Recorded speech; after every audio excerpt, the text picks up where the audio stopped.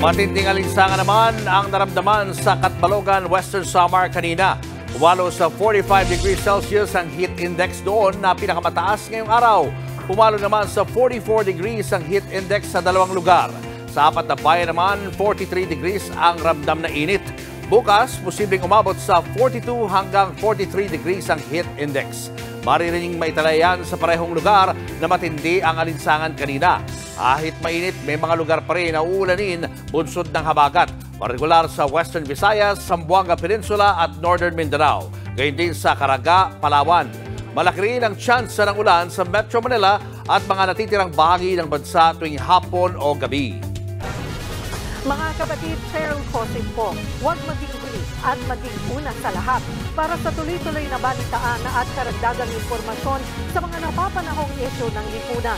Tumutok lamang at mag-subscribe sa social media pages ng News 5.